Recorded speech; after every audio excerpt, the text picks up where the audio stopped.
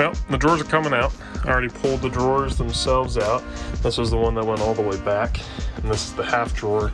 And then I'm getting ready to disassemble the electrical compartment. Got the water tank all out. But yeah, this is all coming out so that I can redo this. I'm also helping my brother move, so it's a 2 for 1. But yeah, pulling all this out, and I'll show you what that electrical compartment looks like, because I don't know that I've ever actually shown you guys what that looks like. So back here, this is underneath of that slide out, there is my electrical cabinet. So I have this 800 watt inverter. I currently have a 100 watt AGM battery. And then this stuff over here, this is the master fuse. And then this is that smart Victron stuff that I have in the back. Then over here we got our fuse block, and then we have, this is the rear solar charge controller, this is the front solar charge controller, and then this is the DC to DC charge controller. So all this has to come out. I'm gonna label everything so that I can retie it in when I do the new system. Good thing I'm taking the drawers apart, because that's mold. That's what underneath of the drawer system looks like. This is like 1/2 inch stacked on top of 3/4 inch. So I think the 3/4 inch underneath is still gonna be okay. I'll have to like trim this edge off here, but I'm pretty much gonna have to scrap this 1/2 inch stuff, which is unfortunate. Been out here all afternoon working. Went ahead and got the first piece of the plate for the bed down. So that's a 3/4 inch piece of plywood. This is all eventually gonna get painted with like a bed liner paint to kind of match this, and it'll be easy to clean off. I got it fit up in here. It's not a perfect fit, but it'll do what I need it to do. And then this back wall is going to get covered as well. Going to have basically a piece of 1/2 inch ply that sits out flush here, and then use this little gap back here to run my wires and stuff in the back. Camper V2 is underway. So update again, have to run inside because it's about to pour. But I got my plate done, and I got the back wall done. That's temporarily in place. I'm probably gonna put carpet on that back wall, kind of make it match all that, so that whole back wall is gonna be carpeted. I'm also gonna cut holes in that back panel so that I can run my plumbing and my wiring and everything behind that. So there's a solid like 1.5 inch gap behind that I can use to, that's literally the whole reason I put that panel there, so I can use that to run everything behind it. But then the plan for the sides is, this is about 45 inches of space from here to the end of the platform. So I'm gonna have either a single unit or 2 double units, but it'll have a bottom drawer that's about 8 inches tall that'll go right up to the top of that wheel well, and that's about 15 inches wide, so those will sit like here. And then above that is going to be a 22 inch drawer that'll go all the way back. And then over back in here, this is where I'm going to have my outlet for my propane and everything, because my propane water heater is going to sit over on this side. But it's about to rain. I need to pack everything up and get inside so we can keep working tomorrow. Day 3 building. Got my little supervisor over there. I'm gonna go ahead and start building the frame to hold the fridge above the water tank. So the fridge is gonna sit right above that water tank, but I don't wanna put the fridge itself on the tank because it's just not strong enough to do that. So I'm basically gonna end up building a wall out here that's like 20 inches from the back wall, and then I'm gonna frame that off. That side piece is gonna have holes and stuff cut in it so I can access all the plumbing and whatnot, but that'll hold the platform that will eventually hold the fridge on top. But the temporary plan for now, just to get everything up and running, is fridge on that side, and then you can kind of see on the wall back there, that's where the wall for the fridge is gonna go. So then I'm gonna have all of this space over here to do everything I need for the electrical. This weather is being aggressively bipolar, so I tossed the awning out. Working on this so you can kind of get a little bit of a better idea of what's going on here. All right, so platform for the fridge is pretty much done. I got to add another brace piece over here, and then I'm going to add the back wall, and then I'll pretty much be able to get the fridge in and start kind of roughly placing where I'm going to put the stuff for my electrical system, because I'm starting to think that the battery that I have now is not going to be short enough to fit up top here, but long term everything is going in the back seat anyway, so I'm not hugely worried about that, but we'll have to kind of figure that out. I mean, worst comes to worst, I can put it back over here for now. because I don't need a diesel heater right now. So next update here, I got the fridge in place. It's a little tighter than I thought it was going to be, but that's okay because the power comes out on this side, so I'll just cut like a little access panel, and then the wiring is going to go right into that area anyway. Fridge sits there, opens from the outside over here, so I can get to it from both the inside and the outside. That's actually a decent height. I do all my cooking like right here anyway, so this is a relatively decent height. Trying to separate the truck into a clean side and then a dirty side. So the fridge is gonna be over here, so where I do all my cooking and everything. And then like I said, this is basically just gonna get walled off straight here, straight flush with this. So everything will be, you know, flush right up against the bed panel. And then that'll be a wall the whole way across. So I'm gonna have a pretty decent amount of space to work with back here. I did misjudge this height just a little bit, but like I said, long-term plan is for the batteries to end up back here anyway, and this is just going to be like the truck's electrical cubby, and then I'd have a separate, or the camper's electrical cubby, and then I'll just have a separate section back there. But I'm also going to have a utility closet that comes out this side that'll have my water heater and everything, so this is actually going to be kind of blocked off all the way back to about here anyway. And there comes the rain. So I have the bottom panel cut, the back panel cut, and then all the like the shelf stuff. It's covered in a like Kills kind of paint, so it'll keep any water intrusion. And then I have my bed liner paint right here that just came in. So I'm gonna go ahead and open that up here shortly, mix that up, and then I'm gonna go ahead and put this panel and the back panel in. And then this guy over here is that back panel that's gonna sit flat across the front of this whole drawer system that I'm doing. So let's get going. Of course, no sooner did I start doing this than the rain showed up, but it doesn't look like it's gonna be here for too long. But good news is I got the base plate done, and it looks like if I get close to it, looks like that paint is already hydrophobic, which is kind of nice.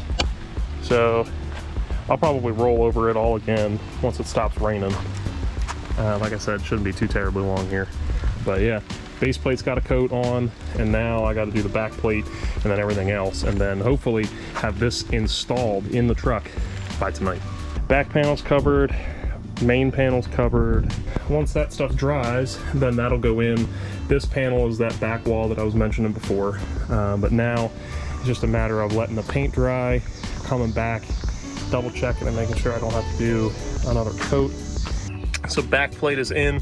So really that's just secured with some like decking screws.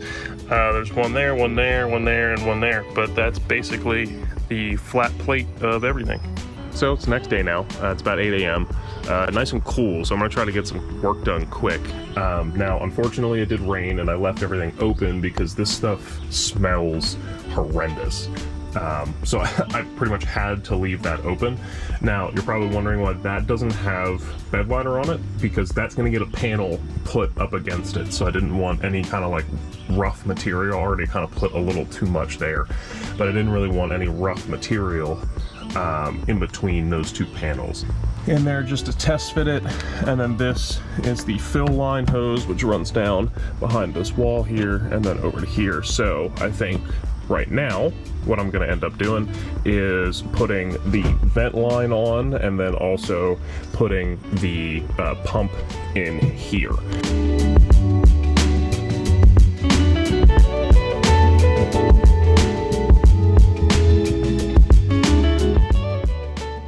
So a little update here with the plumbing. So the bottom line is my outlet line. So that's gonna go into the strainer, and then I'm gonna have that basically come around here and 90 somehow around up here, come into the pump.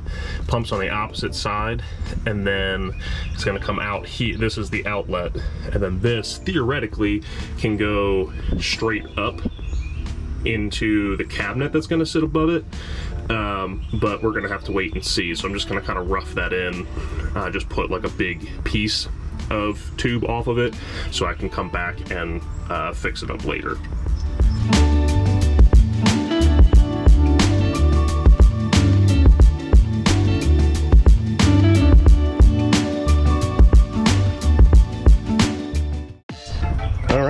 So plumbing is completed. I'm just gonna have to wait for the hose clamp for this guy to get on here, but that is coming in the mail today, so that'll be good. But that's the fill line here, vent line here, and then output line down in there. Output line comes up to the top of the pump, and then out of the pump out into here. This is going to be my output line for now. This is going to be my fill line for now, and then this is the vent line for now, and then this is the fill line. All of this is going to be housed in a cubby that's going to face out this way, but it's going to be sitting right here. So this is all just roughed in for right there. Got to label those now. So this is a good look at what it's going to look like once the panel is finally in place. So like I said, I have to wait for a clamp for the fill line. But yeah, so everything comes up out through this hole, which is exactly how I designed it. That's why I put these holes in here to like kind of keep everything clean, so I didn't have to end up cutting like giant holes and stuff in panels.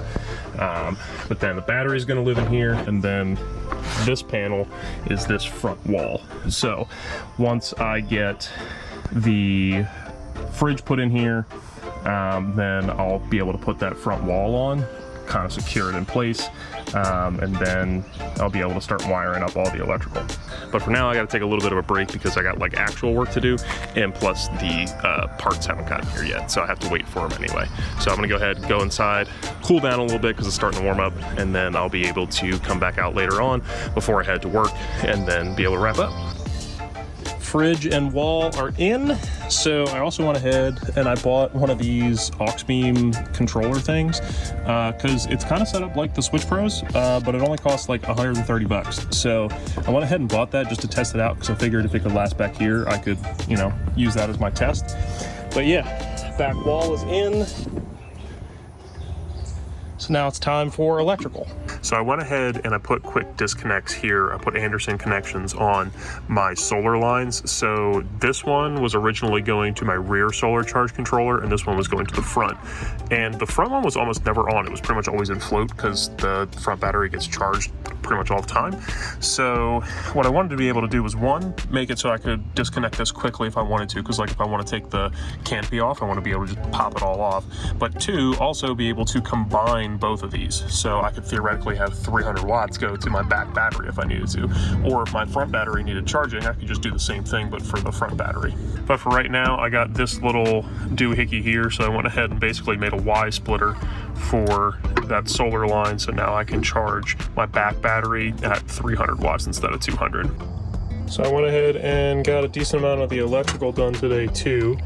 It's kind of a rat's nest right now, but this will all get kind of organized once the shelf gets extended all the way out. So had everything to install the switch now, which is really nice. So I do have a shutoff switch, and then remember, this is all going to get capped off right up here, so all this is going to be hidden anyway. But all of my like placements of stuff was kind of dictated by wire lengths that I already had, because I didn't want to spend another $300 on cable just to rewire something that's coming out anyway.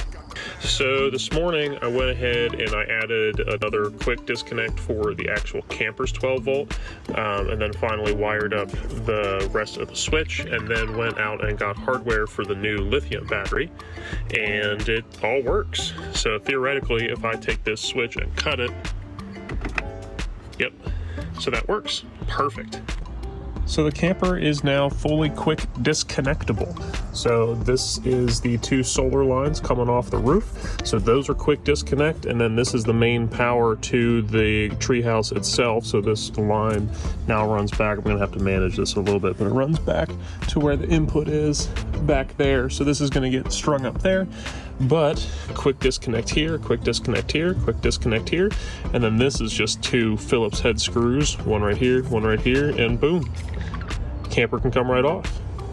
All right, it is officially cleanup time, but we are pretty much done in here until we get these back cabinets. So yeah, got a lot done today. My inverter is wired in. I need to put the actual outlet for that in. All my wiring is done. I need to clean that up a little bit. Put my switch panel here. Like I said, I got an aux beam switch panel, which is now working. That's my water pump that's underneath. So far, so good. All right, so I'm back here making the drawers, and you haven't really missed much. I just cut some panels up. So this piece was already cut. It was already 10 inches wide, so I just cut it to length, and then I just notched out these corners. And then I have the lid for this part over there. But I'm starting to question some things. Because right in here is where all my electrical stuff lives. So if I put this back over here, like where I was gonna put it, and that sits there. So if I put that piece back on where I want to put it, I'm not going to be able to really get to the pieces down below. Like, I'm not really going to be able to get to the compartment down below. But what I'm thinking about is, because there's not really going to be anything mounted, this is about how wide this cubby back here is going to be. So the cubby is going to go back this far and then come all the way over to about here. So what I'm thinking about doing is potentially putting a hole right here that's like removable, and then doing basically the exact same thing on the cubby, and then that way I'll be able to get to this part from out here, at least if I need to, because I found that the places that I'm going to have to get to the most are where my switches and my fuses are going to be. So like the fuse panel for the aux beam is in here, and then the main fuse panel for the camper is back here as well. So I'm going to want to get to that at some point. So I think I'm just going to cut a small hole on the bottom of this drawer here, or the bottom of this top of this plate here, and then I'll be able to like recess stuff in there. I'll basically just cut a small rectangle out and then route halfway on either side, so that way it'll sit flush, and then that'll be the bottom part of the cubby here, and then I'll be able to put the other side over on that main side. I also have to notch out a piece on that main part so that I can feed the tubes up through for the water. Went ahead and got the lids for the drawers here done. So if I ever need to get to this stuff, it's just a matter of 5 screws, and then I pull up on this, and then I can get to the majority of all this stuff. But then I'm just gonna leave this hole here because I'm about to put the cubby plate right over top of this. All right, at this point, the back cubby framing is done. So this is kind of what that's going to look like. I am actually purposely going to leave this top part open, or I might put some kind of like panel over top of it to cover it, but it needs to stay open because the water heater that's going to live right here needs to vent out the top because it does use quite a bit of heat. So I'll be able to put the water heater right here, and then I'll be able to put basically whatever I need to over here. So I'm thinking like the water fill is going to go over here, the water vent is going to go over here, and then the 3-way diverter valve to go either to the hot water or to the other side will be over here as well. So yeah, there's a whole lot of stuff that still needs to be done, but I'm pretty happy with the fact that the back cubby is now in. But as you can see, it now doesn't let me have access to down here, but the good news is I will be able to pretty much I'll either cut a hole in this, or this is only attached with 6 screws, so I can just pull the 6 screws out to pull the whole cubby out if I need to. All right, so I'm gonna go ahead and wrap the video up here. The video ended up being a little bit longer than I had originally anticipated anyway. But so in the next video, I'm gonna start wrapping everything up before we head up to Maine. I'm gonna put the shelves in the back. So I'm gonna put the 2 side shelves in the back so I can actually get up and down from the bottom to the up top. But yeah, that's gonna do it for the video today. Thanks for watching, thanks for sticking around to the end, and I will see you guys next week in the next video. See ya.